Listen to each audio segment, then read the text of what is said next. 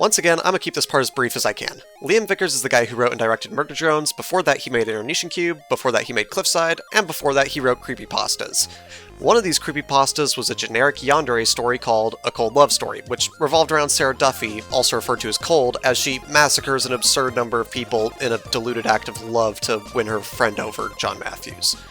This story is pretty dumb. In fact, I'd say it's really dumb. Something straight out of an edgy teenager's Wattpad writings.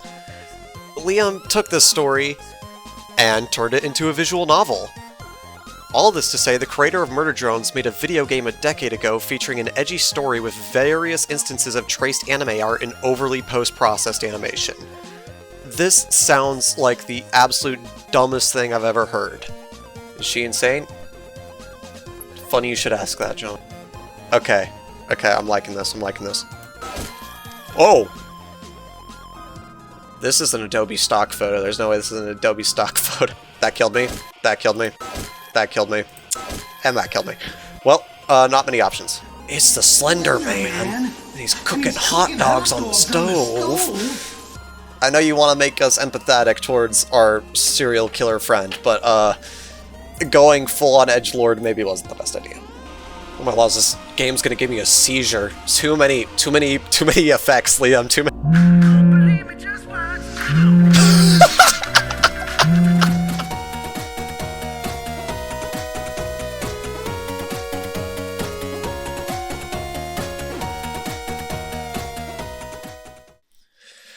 Alrighty, a coldlovestory.exe. Let's see it. This is a main menu. This is... The music is nice. I like the music. Where... Preferences.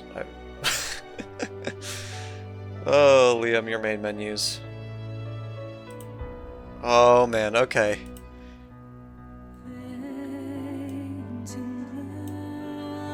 Oh, wait, this is Eternity by Kate Metz. This one was used in design. This is a Cold Love Story visual novel. Liam made it however freaking long ago based on his old creepypastas, or his old creepypasta, A Cold Love Story. If you don't already know what A Cold Love Story is, then this might not be the video for you. Check out some of the other stuff first. But I have a bit of a sin to confess. I have never played this. I've seen every version of A Cold Love Story. I absolutely love Cold's character, but haven't played the game. Now, seeing as I'm actually, you know, in the process of developing an SSTWL game, I thought, I might as well play it, and might as well get YouTube clout for it. Now, I know this is supposed to be like a visual novel where like your choices like influence the ending or something, but honestly, I already know the full story of Cold Love Story. Anybody who's listened to Cold Love Story knows how this is gonna go. So, I'm not going to play in a way that is as if I already know the story. I'm going to try to be the most realistic and reasonable human as possible. I want to get every single bad ending where I die. I want to try and get every single one of the game's endings. Every single instance where Sarah kills you because you just are too normal. And point out her BS. Alright. So this is basically a blind playthrough. So, Liam's amazing UI design aside, let's click start. I sent the text to my friend Max. Oh, we got control. Whoa, okay.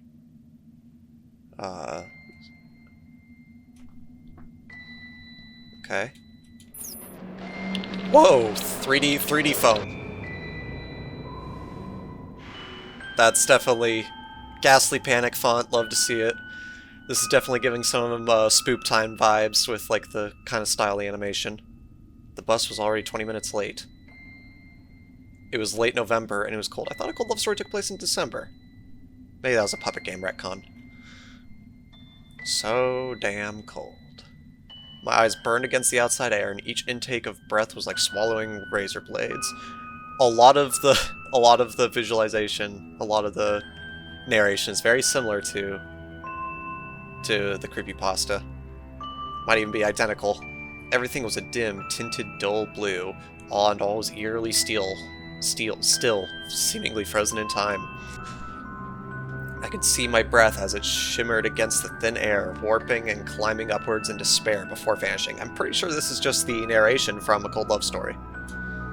Even the trees, long dead, with crooked... You see, this is why I can never do story narration. Even the trees, long dead, with crooked, empty limbs, appear to be shaking against the cold. Frost and ice glinted sharply in the faded sunlight, clinging on and threatening to overtake the trees. The occasional glimmer of sunlight seemed so distant. See, this is why I can never narrate stories.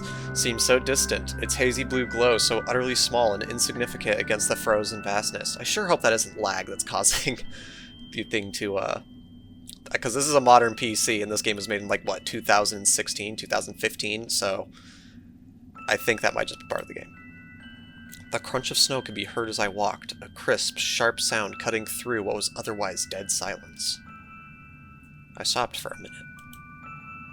It seemed as if I was the only one in this world. A world of cold, of stillness, of nothingness. Neither the heat of a friend nor the joy of their company existed here. I was taking a note of all this when my eyes closed, so as to keep them from freezing, when I began to hear the crunching of snow. Hello, Cold. Or I suppose you're just Sarah at this point. Huh? Sarah? Strange for her to be late. I always met her at the bus stop, or at least have been for the past week or so. I was glad of it, too. I used to hang out with my good friend Jenna, but she hasn't been showing up for the past week.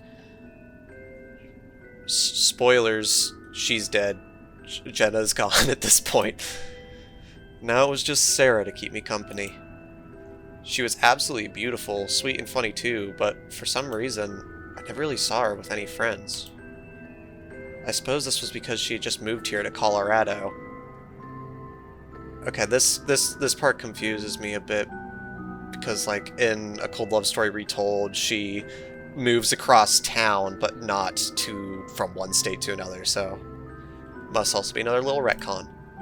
And that's all because the guys I knew were... and because all the guys I knew were too afraid to even talk to her. I guess that's why she stuck with me all the time. In fact, she actually seemed extremely lonely. Interesting. ... Oh, shite. I'm just staring at her. Oh, wow, I love this.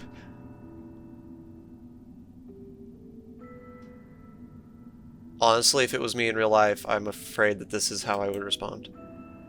Shoot, she's gonna think I'm such a weirdo. Good thing my shoes are so interesting. Also taken right from the creepypasta, I think. Haha.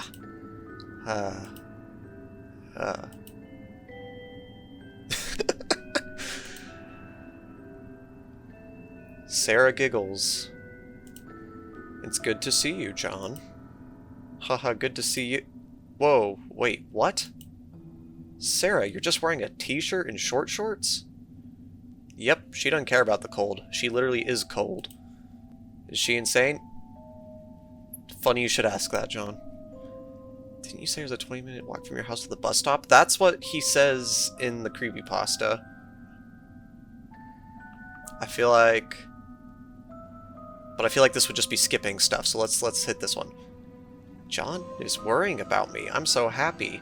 Weird to see this text without Katie Hood's, without the voice acting from Katie Hood. Maybe, someone should make a version of this with, like, the, Katie Hood voice acting over it. That'd be cool. What? I didn't have time. I thought... Blushes. Maybe I could use your coat? What? Of course, Sarah. You're crazy, yes. Please take this. You're too sweet. Thank you. Sure. Happy to help, Sarah, but what has gotten into you? The bus is already really late. Might not be coming at all. You had plenty of time to get a coat. No. Oh, look at that. Looks like you can use middle mouse click to hide it. Okay, that's neat. No. I wanted to use your coat. I have no idea what to say to that. She's never acted like this before. I assume that's internal monologue. Maybe could have been italicized or something. Why is she being so weird all of a sudden? Sarah. Just smile and nod. Yeah, just don't question. So is that the Pursuit Institute? That's the Pursuit Institute on her coat. That's a reference to the other one-off creepypasta Liam made around the time he did A Cold Love Story, or at least the newer version. All right, let's be sane. Let's ask her why she's acting weird. Hey, yo, Sarah. What's with all the why are you acting different? What? I'm not acting different. What is it you mean? It's just, well, don't you think you're acting a bit strange? Not really. Why? Why do you say that, John? Well, let's keep pushing here for answers, see what happens. She's just gonna murder me right here on the spot, isn't she? Oh. Well, who doesn't bring a coat just so they can use someone else's? You're telling me you intentionally left your coat behind? Just so you could use mine? Why? I didn't leave it at home. I just didn't want you to see it. You wouldn't want to see it either, John. That was weird. Okay. Okay. It's embarrassing. I'm assuming she's using it to cover a corpse or something. Okay. John just brushes that up. Oh, such an idiot. Oh, gotta love Liam's dumb storytelling. Okay. Sarah giggles. Aw, won't you be cold now? Her hand forcefully grabbed mine. My mouth moved, but words were nowhere to be found. It's okay. I'll just freeze to death. What? Okay. The sudden flashes of the fast text. Oh, didn't give me any time. She began taking off my coat in horror, meaning to give it back. Wait. I cried in panic. Comma. I was joking. I grabbed her arms and tried to stop her. The instant my hands closed around her, her face flushed a bright red. She stopped in her tracks. Oh, can we just appreciate the background music? Liam uses this music in the creepypasta as well, and it's honestly one of my favorite tracks he used in the background of his creepypastas. I love it. So spooky, it just sounds cold. It's perfect. She stopped in her tracks. Whoa. Well,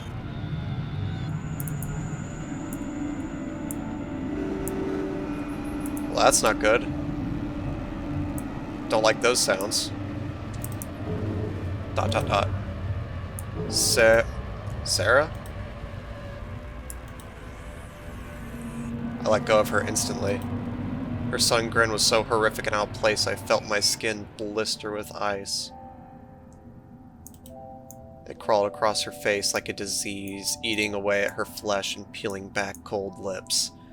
This is like one of Liam's first ever descriptions of that iconic smile that he puts on so many of his characters. I'll put a few on screen, but assuming that in the original Lost Media Cold Love Story he described it the same way, then that would be the origin of that extremely iconic part of so many of his stories, which is really cool to see. Where the hell did this come from? It was incredibly disturbing, so much so that I began to sweat despite the cold. I had to do something. Anything. To get rid of that ghastly expression. Oh, ask if she's excited for school, comment about the weather, or demand that she stops being creepy. Let's try to get ourselves killed just for funsies. Sarah, cut that out. What the heck has gotten into you? She's just... You're acting different. John. Don't change. Don't be like the others. Don't change. Right? John? Don't you agree this is best? For everyone? You remaining unchanged? You'll be peaceful. Like everyone else. ... There is no school today. Can't you tell? The bus is not coming. It's a snow day. Hee hee hee. That twisted grin continued to stretch her face further and further, eating away at her pale skin. The wind howled and crystalline needles bit my exposed skin. Suddenly she laughed, grabbing onto my waist. Oh man. You better stay close, otherwise you'll catch a cold. My mind was in full retreat mode now as I began backing up. I tried to wiggle free of her grasp, saying, yeah, So that interaction was interesting with John telling her to stop being weird, because none of the dialogue there wasn't from the creepypasta. Majority of the dialogue here is ripped straight from the creepypasta, but that dialogue there was something that never happened in the original because of options and choices. So that was something new, which is cool to see. And then it eventually led back into Sarah mentioning that there's no school, well, lying that there's no school, which is what happens in the creepypasta. So it kind of goes back into it. So in the creepypasta, John tries to remain calm. This time, let's try to talk our way out. Hey, I think I'll just go home now. Maybe get some more coats. I'll see you tomorrow if the weather improves. Okay? Seemingly not hearing me, she snuggled in closer and closed her eyes. My eyes were in the air and my body rigid and taut as my heart convulsed with unease. I drew several shaky breaths and looked down at her. ... Her smile now appeared rather peaceful. Was this really all that bad? A lot of guys I knew would have done anything to be in this position. She just wanted to see me, was all. Yeah. It was actually kinda sweet of her. John, you're an idiot. She's gonna murder you. Albeit a little drastic, you don't say. That's when I saw the dark crimson stains on her legs. Gags. I'm not gonna make a gag sound.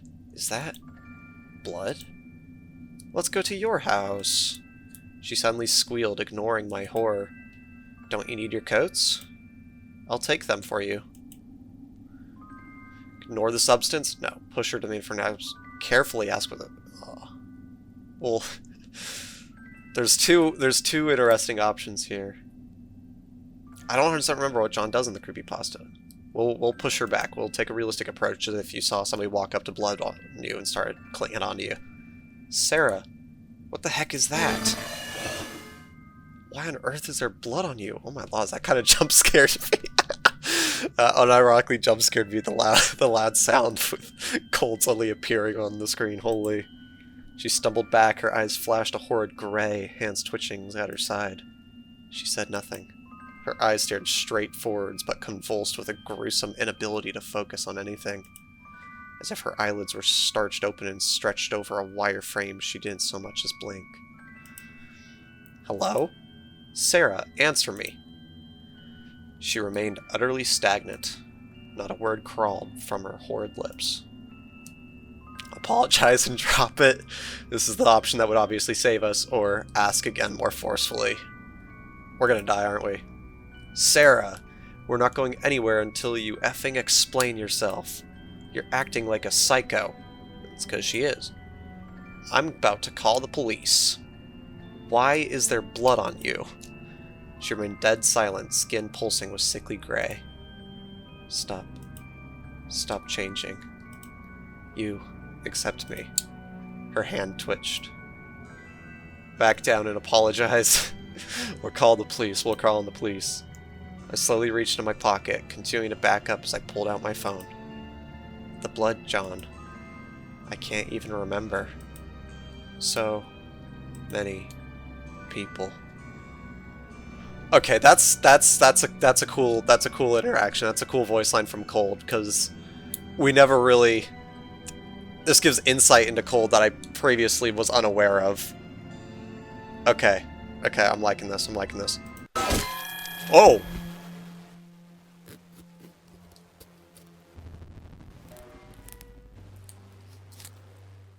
Well, it appears I am dead.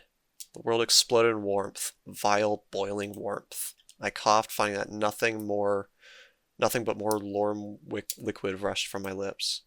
The rush of short-lived warmth rapidly decayed into cold, ice cold, everywhere. You are dead. Blood.png or .jpeg. Try again. Is that a button or just...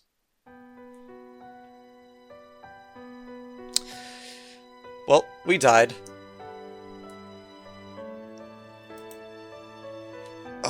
Was I supposed to save in the middle of that? Good golly. Well, I'll get back to the point we were at, and then I will cut back to that. Alright, we're back to a point. Let's wave awkwardly this time instead of just waiting for her to reach. Hey, haha. Hi, John. So, weather, right? Haha. Sigh. Good one, John. Sarah giggles. It's good to see you, John. Good to see you. Whoa, wait, what? Sarah, you're just wearing a t-shirt and short shorts? Is she insane? Funny you should ask. Do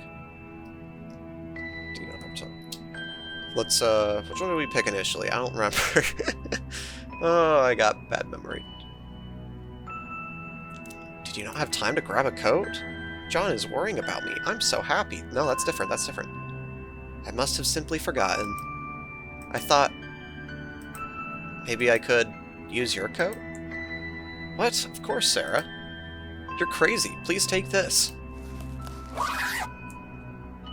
You're too sweet. Thank you. Sure.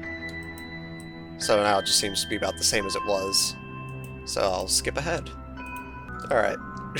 This time we'll just smile and nod about her wanting her coat. Won't you be cold now? And then it looks the exact same. Yeah, this is the exact same. Okay.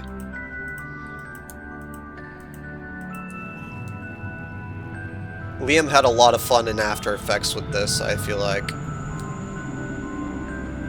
There we go. Spooky, spooky. Alright, this time we're just gonna completely and totally ignore the creepy smile. The ghastly expression, as Liam would put it. Do we demand that she stop commenting about the weather, or ask if she's excited for school? We'll comment about the weather for a second time, because we're just that interesting of a character. We love John Matthews. So, pretty crazy storm, right? Storm? She questioned, straight-faced, eyes returning to focus. Okay, I know Sarah doesn't really care about the cold. Like, she resides in the cold. She is the cold. So, maybe is this something? Yes. I suppose. Yeah, Sarah does not care about the weather. That must be why the bus isn't coming. It's been too long. Where is it? You know. It must be a snow day. Okay, the approach that Cold takes here is a lot more realistic. Instead of just outright stating that it is a snow day, she, in a more realistic manner, deducts with John that it must be snow day because the bus isn't there. And honestly, I kind of wish it was like that in the original creepypasta. I kind of think that's a little bit better. Yeah, you're right. But I should have gotten an email. Strange that it didn't get through to me. That's when I saw it. A faint grin beginning to carve out her face again. Sheepish and hidden. Wait. Did you? I wouldn't have been able to see you. If you knew there was no school. That twisted grin continued to stretch her face further and further, eating away at her pale skin. The wind howled and crystalline needles bit at my exposed skin. Are we back here? Are we stuck in a loop? Oh, no, we're back to this. We're back to here. Okay. You better stay close, otherwise you'll catch a cold. My mind was in full retreat mode now as I began backing up. I tried to wiggle free of her grasp, saying, yeah, Try to talk your way out, or remain calm. We'll just remain calm this time. She snuggled in closer and closed her eyes as I tried to steady my breathing. My hands were in the air, my body rigid and taut as my heart convulsed with unease. I drew several shaky breaths and looked down at her. Her smile now appeared rather peaceful. Was this really all that bad? And we're back to the creepypasta lines. She just wanted to see me was all. Yeah, it was actually kinda sweet of her, albeit a little drastic. That's when I saw the... Okay, we're back to the blood. Okay. Is that blood? Let's go to your house. She suddenly squealed, ignoring my horror. Don't you need your coats? I'll take them for you. Alright. Let's actually carefully ask what the substance is instead of demanding an explanation. Let's actually ask. Let's see what her excuse is. Please tell me if that's blood on you. You're really worrying me. It's not.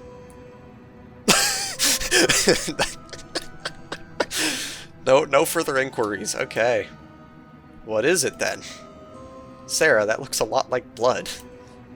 Please understand, I'm just worried about you. You wouldn't understand here. I think I should save, just in case. Quick save complete. Not yet. No, I can either go back to the demanding line, or I can just back down. So we'll just back down. Oh. Alright. Still a bit concerned, but I trust you. Bad idea, John. We're friends, after all. And we can't stay out here forever. We'll freeze to death. Makes me nervous, but if you really want to come over... Oh, I like the animation. This whole entire game, the way it's animated, feels like Liam just got his hand on Adobe After Effects and just started playing around with sprites and effects. And as someone who's trying to learn how to use Adobe After Effects, it's kind of fun to see and think about like how he did all these different effects and stuff. So it's kind of fun to see. It's got an amateur but kind of charming look to it, which is something I love. That's like one of the best things about Liam's work in general. He can work on his loop cycles, though. It does not perfectly loop very well. I felt sick, torn between concern and fear. But surely she was just having an off day. Or messing with me in a cruel, drawn-out joke. There was an explanation here somewhere. Being suspicious of her was getting me nowhere.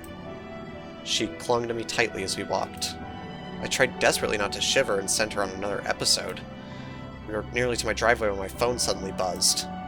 It emanated a soft ding. Stealing a glance at the screen in my pocket, I could see it was Max. He had finally texted me back. Alright, we'll look at the message. I slowly wiggled the phone from my pocket with my left... Your what now? Your what? As my right was still in Sarah's vice grip.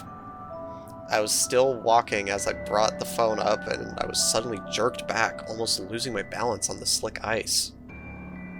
I turned around to see that Sarah had stopped cold. Yeah, see, that's the Pursuit Institute logo. That's cool. That's really cool. Her hand gripped so tight around my own that I could almost hear the bones breaking. I let out a gasp of pain and tried to pull my hand free, but she wouldn't allow it. Who's that? The usual cheer was all but gone from her voice. Truth, it's Max. Read the message. It's Max, leave it at that. Lie, just ran out batteries, or... Okay, this is a lot of choices. We might have to try most of these. Okay. We'll read the message. It's Max. Here, I'm gonna save just in case. Whoa. Is there not a quick save? Ah, okay. My friend? I drew breath, still cringing in pain as I opened the message from him. He was just telling me about... Yeah, of course I'm at school. Where the hell are you? Okay, see, like, all this After Effects 3D animation, it's kind of fun. Camera, reply, gallery. When does this take place? 2011? 2014? From Max. My blood froze. I stared at the screen as my chest tightened. Telling you what? I turned to look at her as my my hands beginning to shake, having nothing to do with the cold. I'm sure my face showed my horror and confusion, but if she saw, she didn't let on. I could feel her chilling gaze stabbing at my numb skin. Telling you what, John? Lie and try to keep her calm? Or tell the truth and confront her about what Nick said? We're going to tell the truth, because we are going to have her kill us, or at least see if this causes her to kill us. He told me at school. He told me he's at school, Sarah. I slowly turned to face her, eyes narrowing. Today is not a snow day. My heart was hammering, the only sound in this barren wasteland. He's lying. Her expression grew even darker, needle teeth flashing in the dim light. Max is always lying. Oh. He's telling the truth. No, Sarah. What do you even mean by that? Where is the bus, Sarah? Why didn't it ever come? Oh, jeez. Okay. Let's rewind. Okay. I don't know if you know this about me. I may love all stuff horror. I love horror movies and horror shows, and I love creepypasta, but good golly, am I a jumpy sucker. Oh my laws, that should not jump scare me. Why does this jump scare me? I already know this whole friggin' story. Why am I developing a horror game? Why am I developing a horror game with jump scares? I can barely playtest my own game without giving myself a dang heart attack. Okay. Max is probably just playing a joke, yeah. Well, yeah, that's kind of true, actually. He was probably just playing a joke on me. Wouldn't be unlike him to get me all worked up about a school day that didn't exist. Sorry for doubting you. Slowly, her cute face reappeared, and her grip lightened as she smiled at me. We began walking again. ... What do you think of him? There was still a bit of malice in her quiet voice. Oh, so, what do you think of him? What? Max. Is he a good friend of yours? Yeah, I guess.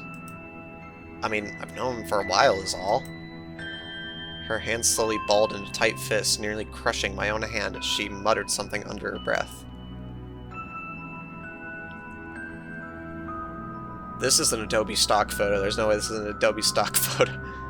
That's when she turned into my driveway and started walking down, leading me. How did she know where to turn? How did she know this was my driveway? Stop her or ignore it? We'll stop her. I should probably quick save though. Here, I'll just save. Yep. I yanked my hand from hers with all my might. Sarah, who are you? Okay, wait, that's a weird question. Sarah, who are you?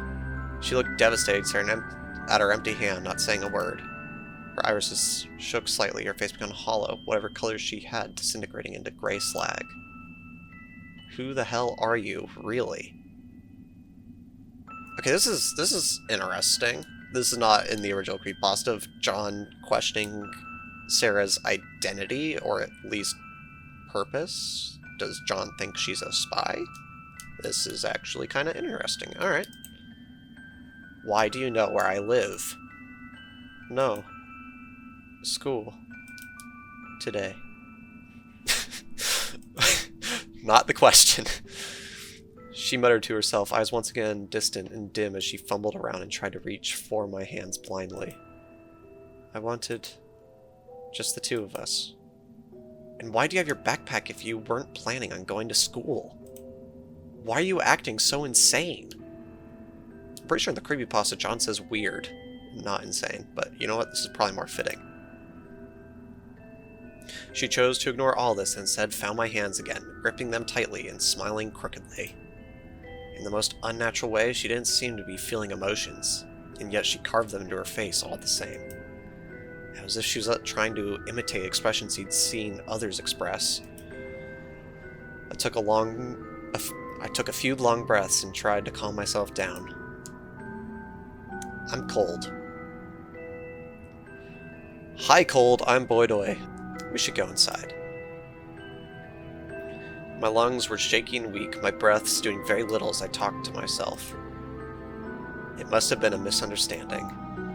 I'm not even sure if I believe that myself. Yeah, you shouldn't, gang. But it was better than thinking of the alternatives. Fair enough. People didn't just snap like this. Yeah, this is a long time in the making. There was more going on here, and pushing Sarah away wasn't going to get me any closer to an answer. And besides, I actually was going to freeze to death out here. Apologize for acting suspicious, or just say nothing. I feel like this is one of those options in a game that doesn't change anything. But, seeing as I believe this is what John does in the creepypasta, let's go for alternate dialogue. Go inside, say nothing, or will that just skip? As we began walking down the driveway to my house, I looked at her and took a heavy breath, calming my nerves. I only hoped that her strange behavior had subsided. Wow, I can read. How on earth am I even literate? I only hoped that her strange behavior had subsided for good. We trudged through the softly accumulating snow. I'd been too lazy to shovel it, with my parents having left for Hawaii a week ago. Ironically, as much as it pissed me off to imagine them on a beach while I was stuck here, I was insanely glad that neither of them would be home for a few days so I wouldn't have to explain Sarah to them. Okay, unrelated, but snowy mountains are 100 times better than sunny beaches, so frankly, I think John's situation here is more vibes and more aesthetic and other positive words. I'd rather be out in the snow than in... Well, I hate the cold, but I'd rather be in the snowy mountains than the sunny beach. Anyways, back to it. We reached the door and I fumbled for my key.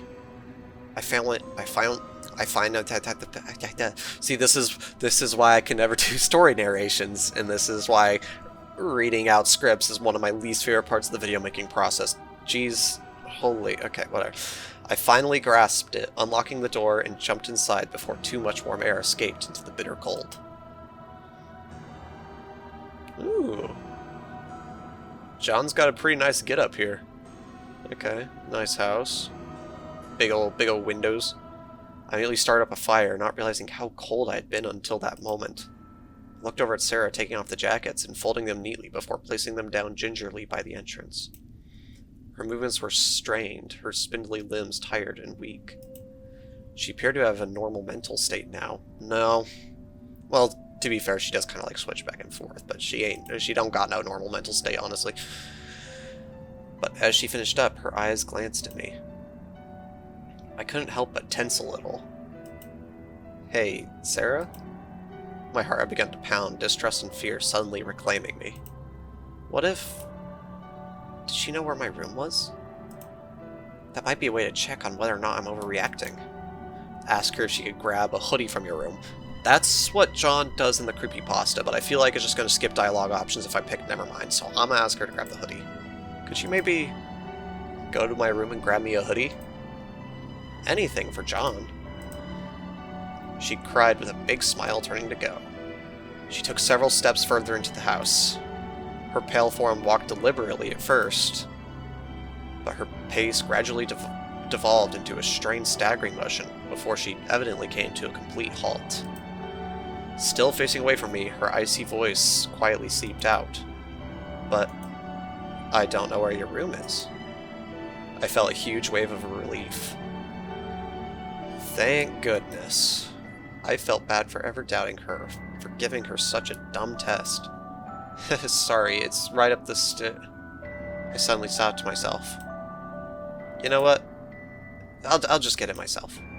I need to stop being so lazy anyway. What was wrong with me? I apparently still feel like I couldn't trust her, and you are right for that, John. But I couldn't stop myself. I didn't believe her. I wanted to know if there really was no... I'm so good at this. I'm so good at reading. Oh my laws. I wanted to know if there was really no school. I wanted to know why she had been acting so strange. The only thing holding me back was fear of such a question bringing back that other smile. That deranged face. Alright then.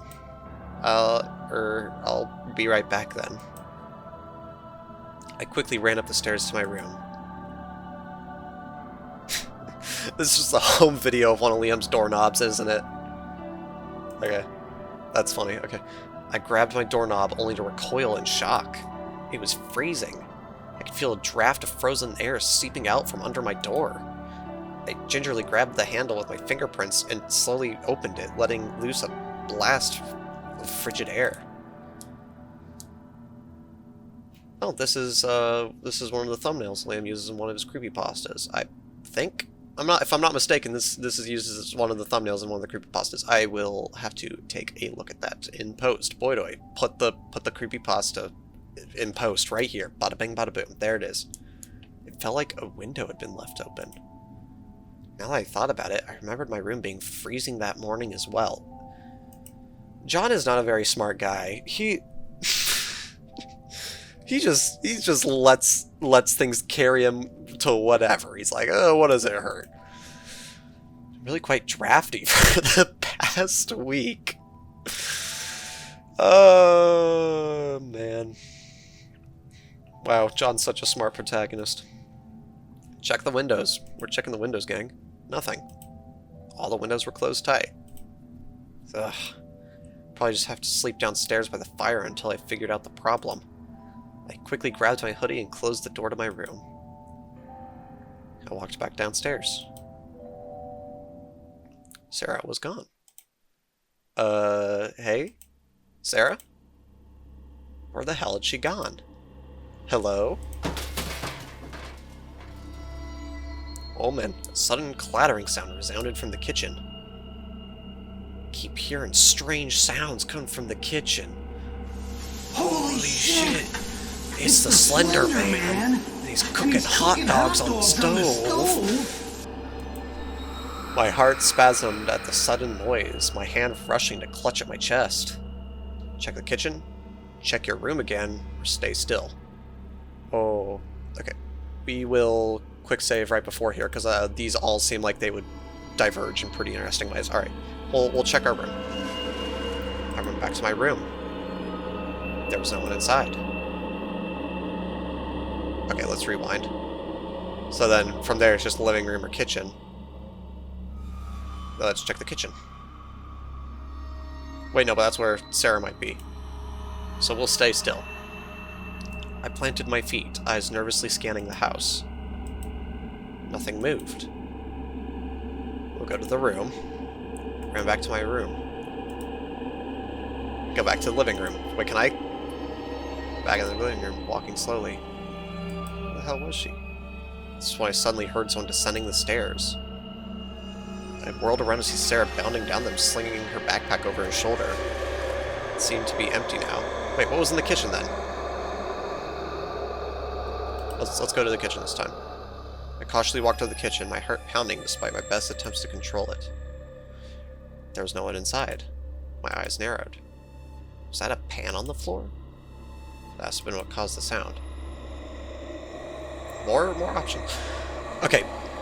How does Sarah move so fast and so undetected? Either John is like the most imperceptive person on the planet, which is a full possibility with what we've seen from his character. He might just be really stupid and imperceptive. But assuming he's not, how on earth is Cold moving so fast and so quietly? Like, she's gotta have like the ability to teleport or something. Like, there's no way. Alright, call for Sarah. Hey, Sarah? Sarah? Hello? Where are you? No response. Oh. Okay, so not... I hesitantly peered back into the living room, walking slowly. Then just back to the living room. Where the hell was she? That's when I suddenly heard someone descending the stairs. Slinging her backpack over his shoulder. Yeah, Sarah just deposited Max's head in your room, if you didn't know. It seemed to be empty now. Or maybe it was Lainey's head, or Lainey's guts. No, Lainey was on the bus. Had her... I don't know. It was one of his classmates. What the hell? Where did she even come from? What had she done? Ask her what she was doing. Ignore it. Offer hot chocolate. Real Chad John never asks questions. He just... Okay. This will get us killed. But I am curious how she'll react to if we ask her about what she was doing. Sarah?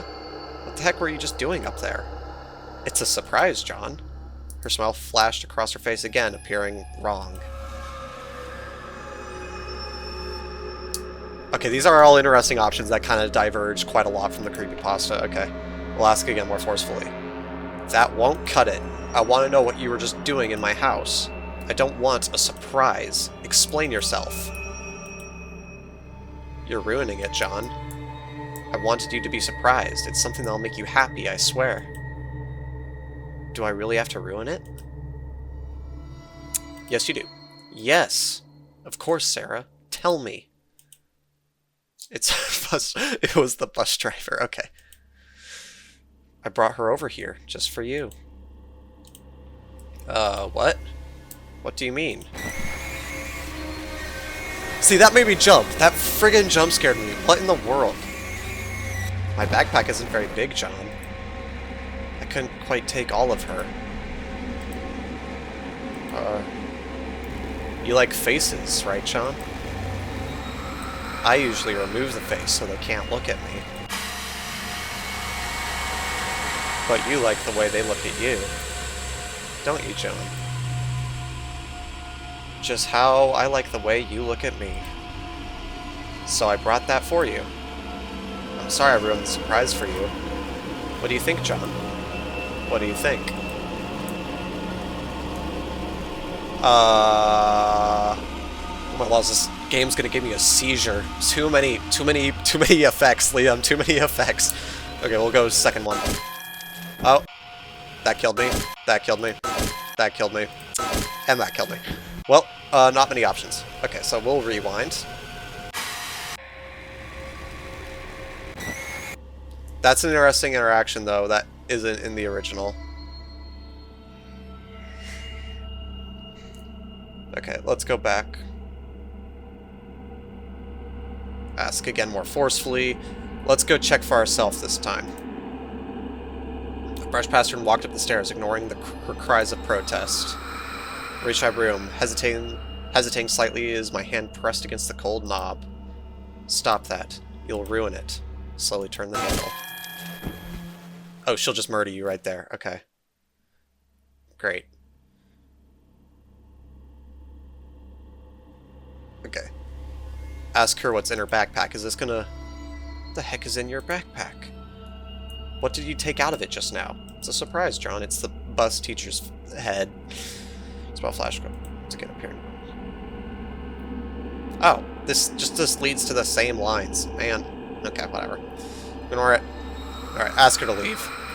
Sarah, you have to go. I'm sorry, but I just can't take it anymore. You're acting too strange. Okay, John. I have something to do anyway. Giggle. I'll see you later. Wait a second. No, that ain't right. She's supposed to want to murder me. We'll ignore it and offer hot chocolate instead. Hey, Sarah. Welcome back. Hey, John. She smiled cutely.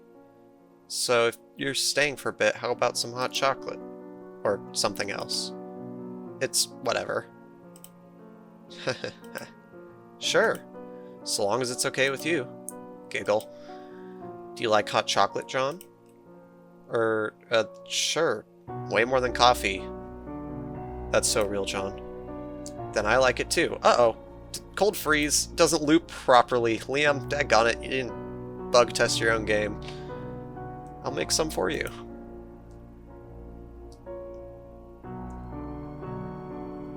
Here, let's try to get away from her. Don't worry about it. I can make it for... I'll make it. Okay, John? Yeah, alright. Thanks. We walk to the kitchen, Sarah taking the lead. There we go. Now she's moving again. Before long, she'd made some hot chocolate. Using water and... I can words. Using water and my little packets of mix. Nothing fancy. She held her own cup down at her side, eyes trained on me. How is it, John? My chest tightened. What was this feeling? Oh, it's, did she poison us? Okay, we're saving. We'll drink it. Okay. Taking a small sip. Haha, it tastes great. Very, hot chocolatey. Sarah giggles because of John's really funny jokes. Her eyes again cleared slightly, a sort of calming sanity washed over her. Huh? Okay, we'll go back. Let's see if pretending to drink does the same thing. Yeah, haha. Great. Glad.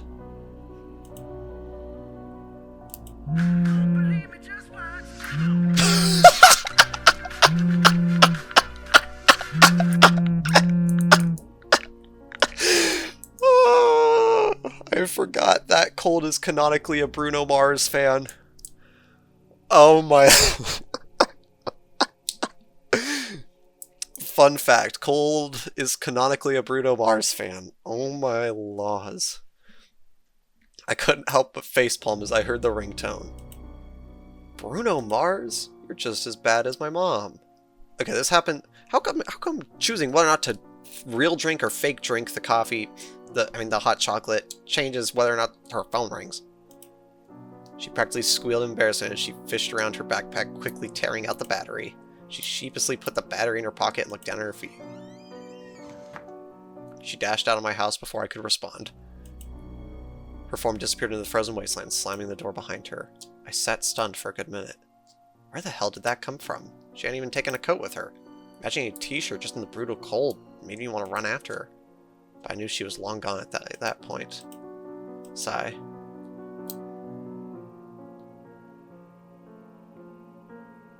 Well, it was now past... Okay, let's go back to where the backstory was.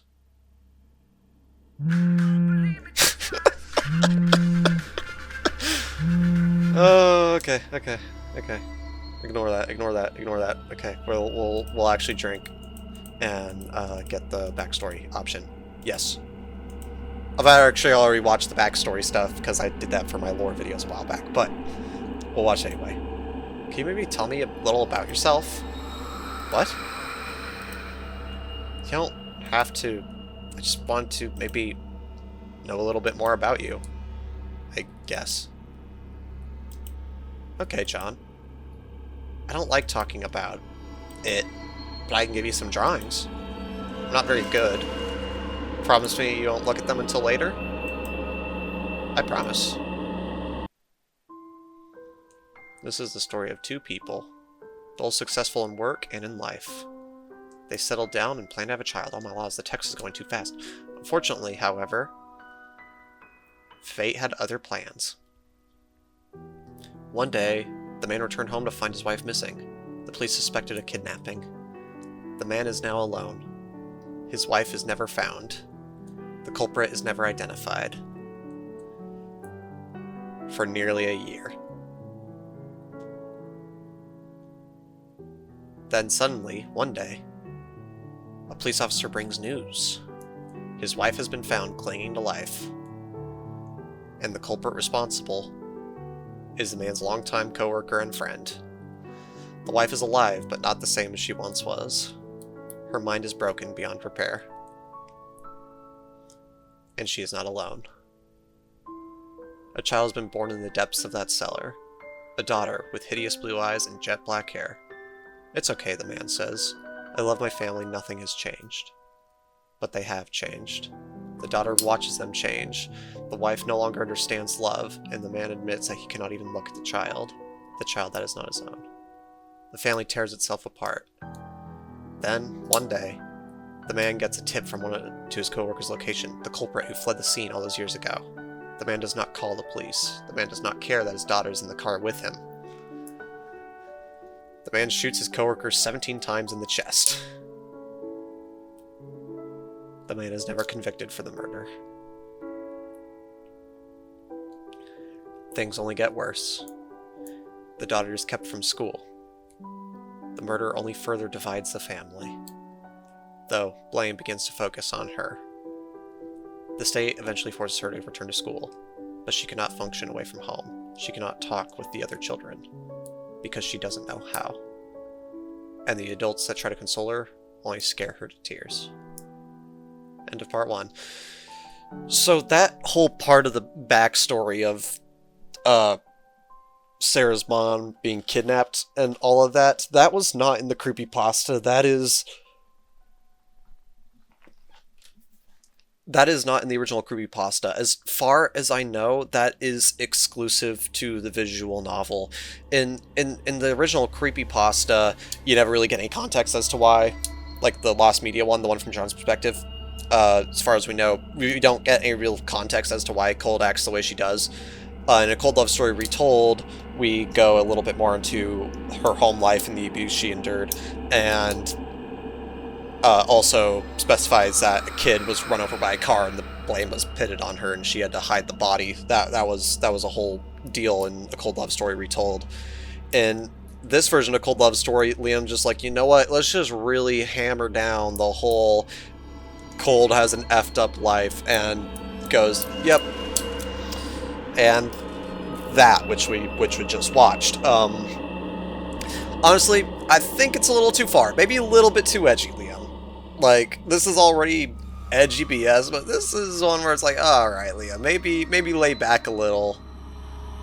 I know you want to make us empathetic towards our serial killer friend, but going full on edgelord maybe wasn't the best idea. But I suppose that's why he delisted this game, right? Makes sense. Okay, Sarah, I'll just put these in my backpack for now. I'll look at them later. Thank you, John. Suddenly from within her backpack, her phone rang. How many times am I going to hear this ringtone? Oh, my lows. Oh, it's just the same thing. And we've already done this little interaction. She dashed out of my house before I could respond. Her form disappeared in the frozen wasteland. We had already done this. Sigh. Well, it was now... How did I... See, my illiterate bum decided to put the word well at the start of the sentence. That's how bad I am at reading. Oh my loss. It was now well past 12 o'clock. The school would have called by now about my absence if it had been a school day. I let myself relax a little more. But it wasn't quite enough. This entire day was just a bit too much to handle. Maybe I was just worrying too much? Okay, send Max another text. Let's ask him about the school day. Pull out my phone, quickly sending Max another text. That would have to do for now. Now all I could do is wait. Do chemistry homework or watch TV. We'll watch TV. Yo, I love this show. This show is awesome. Wait, what in the world was that?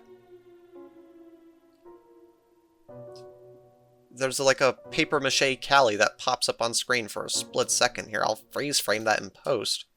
I do not recognize that, but this is a bunch of stuff from Spoop Time and from Design.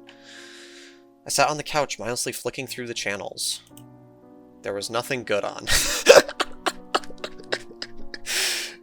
Some funny self-commentary from Liam, dissing his own work. Okay, that's kind of funny. My phone suddenly buzzed. Could that be Max? Pulling out my phone, I realized it had just run out of batteries. Ugh. This had gone far enough. Even if there was school today, Max would have been home by now. For him to keep this joke up for so long. Check to see if your landline has any messages. Okay, what happens if we do our homework? Is it just going to be the same thing, but... I sat at my living room desk for a few hours, racking my brain over the questions. Questions that probably would have been simple if I'd actually paid attention. The truth was, ever since Sarah had moved in, I hadn't really felt like myself.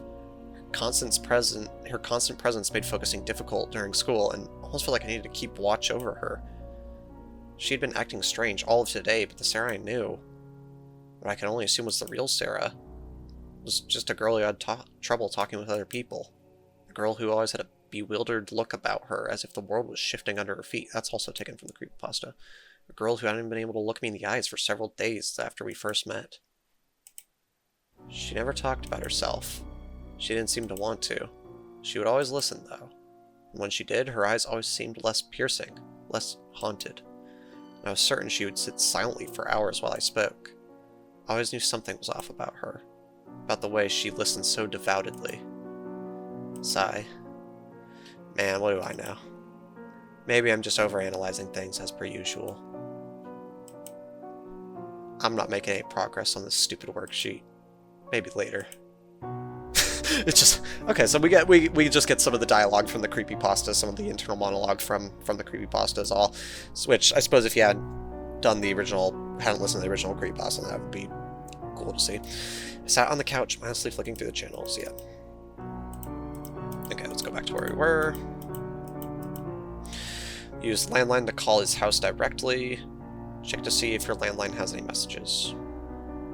We'll check if we have any messages on the landline. Nothing. I punched his number and brought the phone to my ear. Dial tone. I tried again. Dial tone. Flustered, I looked at the monitor.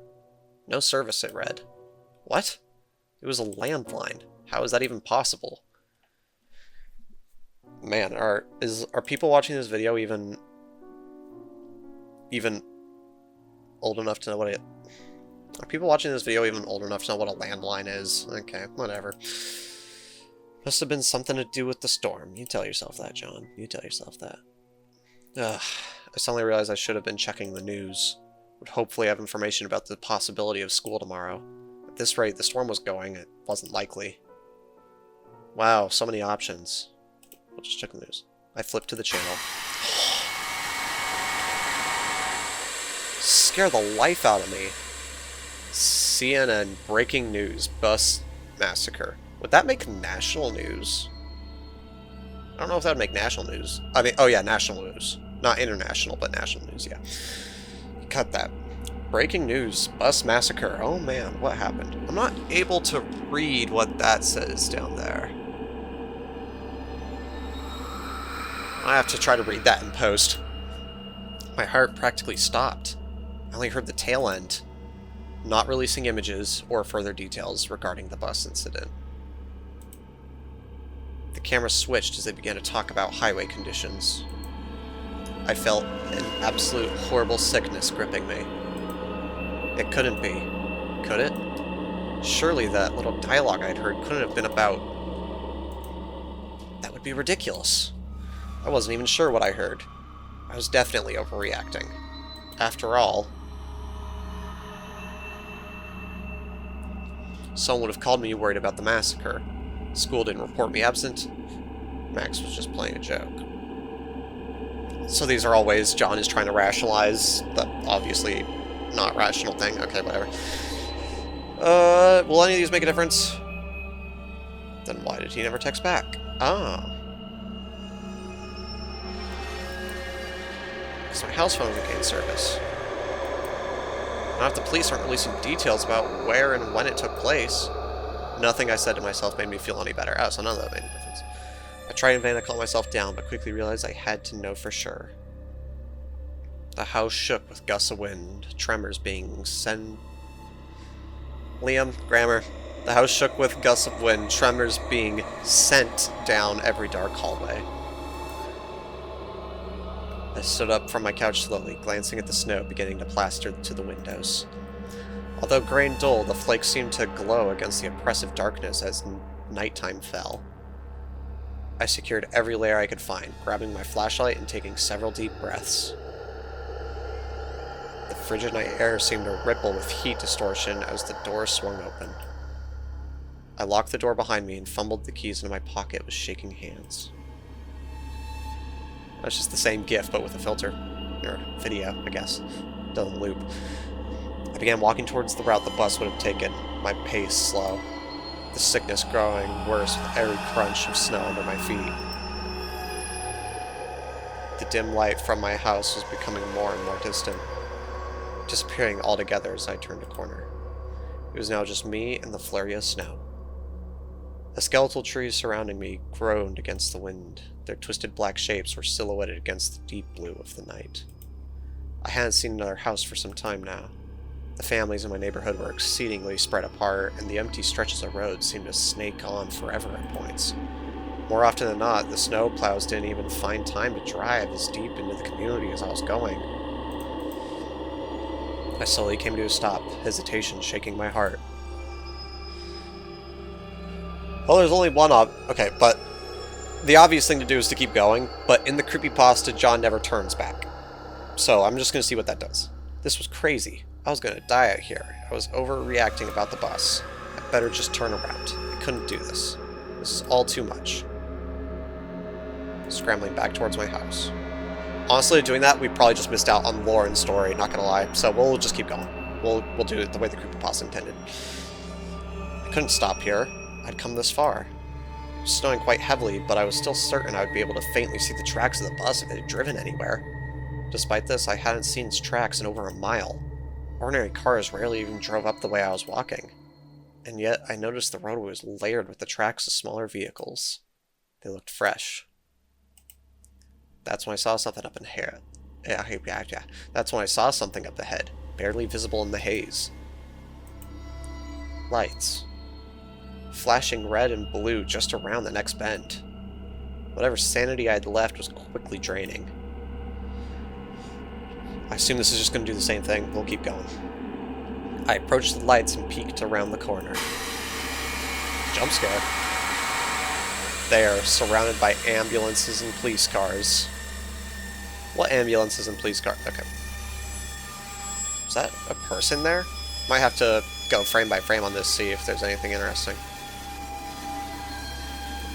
A mangled mess of metal and shattered glass sat the bus I'd been taking for nearly 4 years. The windows were caked with blood, which were still a crimson red, perfectly preserved in the cold. The once hot, steaming liquid had frozen solid to the splintered glass, inciting small bullet... Encircling. That is not how you spell encircling. Liam, dadgunnit, you play this thing? Encircling small bullet-sized holes. The ambulances were stuffed with body bags as the surrounding street was scattered with a few severed limbs. I swore I could see steam softly rising from the dead white appendages, as if they were as they were ever so slowly covered in drifting snow. There were several police officers conversing amongst themselves. Is that how you spell amongst? Amongst. That's not how you spell amongst, is it? I'm gonna have to check this in post. Am I being dumb, or was Liam not being careful? Surely I couldn't be caught here. I looked downright suspicious. Was it worth listening closer? Yes, it is. I snuck slightly closer, carefully measuring my steps. I could only make out a few words and jumbled phrases. Hacksaw. Removed post-mortem. A few pieces missing. Okay, is Cold a cannibal? This is something I've never really been able to pinpoint exactly, because, like, this part right here can either A, imply that, you know, Cole just took the parts because, you know, she did, but also, she kind of has a thing for cannibalism in puppet games, so did she eat some of them? I sure hope not. That would be awful. But you know what? That's the kind of awful thing Cold would do, so it wouldn't surprise me. One of them suddenly stood upright, gaze darting around the surrounding area. I staggered back, blind terror forcing me into retreat. Then I began sprinting back to my house, trying to keep my stomach down as my heart lurched rapidly. I reached my front door and frantically fumbled for the key with my numb fingers, looking behind me into the inky darkness. I finally got the key into the lock and turned it. But suddenly, a knock on glass, coming from above me. I looked up slowly, heart pounding. There, in the window, above me. The window to my room. Is there somebody in there? I know Cold's supposed to be in there. I wonder if I can brighten this image in post and see if there's actually an illustration of Cold in here. I couldn't see much of anything. The light was off. Which was a problem, because I knew I had left it on. Oh. Okay. That is an illustration of Cold I have not seen before. Okay, it's not rare I see new art from Liam. Very cool. Was that Sarah? Who else? Dumb. The realization made me stumble back, fear negating my ability to breathe for a second. Her face had been pressed up against the glass, but it was so wrong, horrific. That horrible, gut-wrenching smile on her face. How the hell did she even get in? I swallowed hard. Sirens droned behind me in the distance. It was time to make a choice. I could run back to the police, save myself, put this entire thing behind me, never learn anything about what happened here on this cold day. Or I could go inside. It don't give me a choice. I want to run back to the police, daggone it. Liam, you made a whole visual novel about making choices. Also, why is it suddenly Christmas? A little much in the sleigh bells, methinks. Oh well. Oh, it does give us a choice. Okay. I was gonna get real pissed off with Liam if it didn't let me run back to the police, because that's something that does not happen in the creepypasta that I'm very curious about. Run back to the police. Tubular bells go hard. Oh yeah, the music's a vibe. Yeah, no. Really? It doesn't give me a choice? I can't do that. If I wanted to be safe, I would have run away a long time ago. Okay, what's with the xylophone? Liam, you need a different background music for this part. The xylophone is not doing it. I hate to say it. It was time to finish this. No way am I gonna bitch out like I have done my whole life. John, my guy, go to the police. It's time to go inside. Whatever, gang. I took a deep breath. Sarah? Hello? What are you doing in here? My voice trailed off. A wind gust shrieked outside, dim moonlight dancing through the empty rooms of the house. If Sarah was still inside, she wasn't saying anything. Wait. Oh. Those are some fun sounds. What the hell was that noise? It sounded as if something was falling down the stairs. Something heavy. I can only see the base of the stairs, so unless it fell all the way down... Yep. Hey, Cold.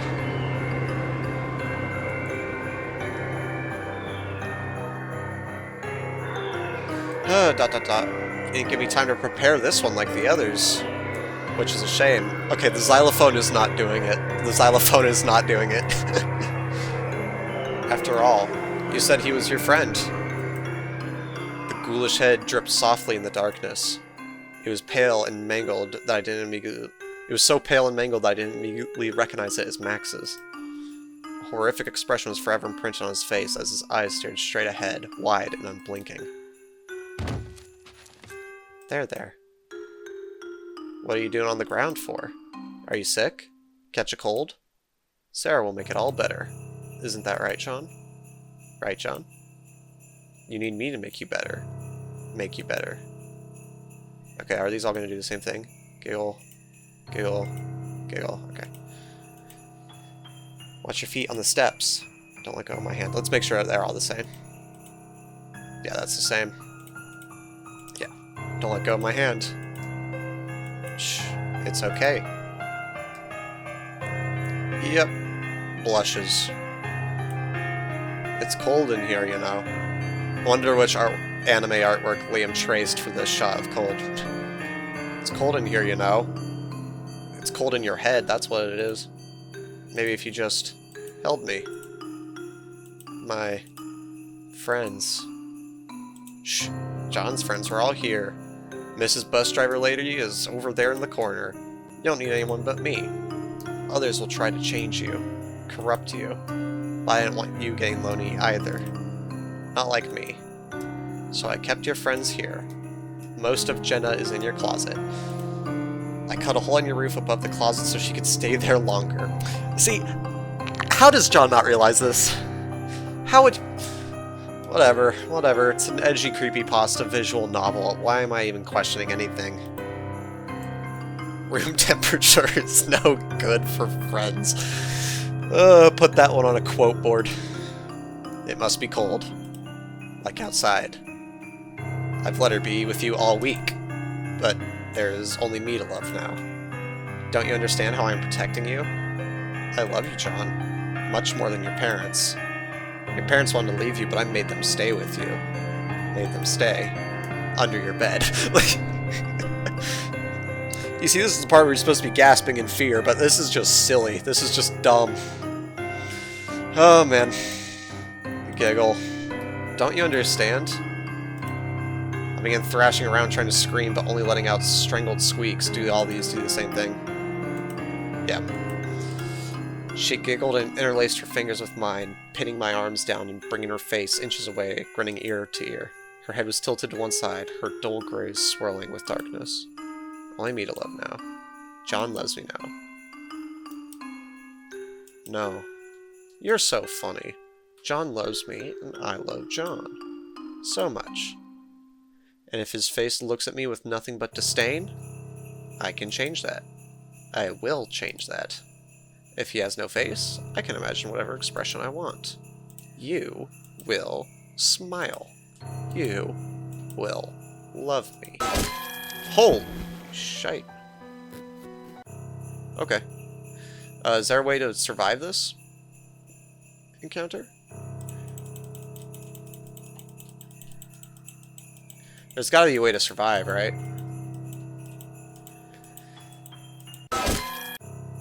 Okay, we'll rewind a little and see if there's a way to survive.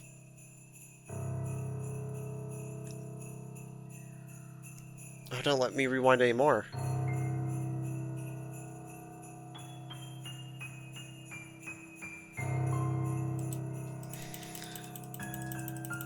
So it just ends. I know there's a good ending to this, right?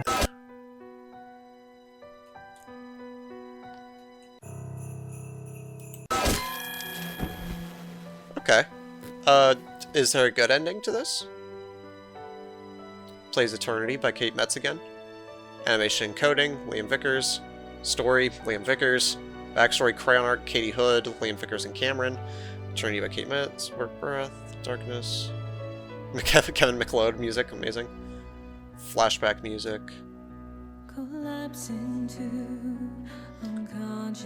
And After Effects, Flash, Maya. Proofreading. You guys did not do a good job proofreading, honestly.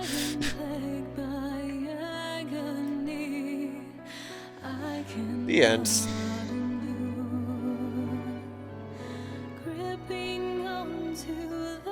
Bad end.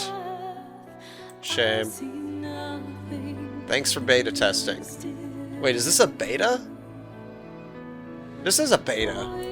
Oh, so Liam never even completed this. Okay, well that would explain why it's... That would explain why it's a little bit more scuffed around the edges. Alright. Let's go through it again. Let's try to get the good ending. Let's try to make it so Cole doesn't kill us. Let's...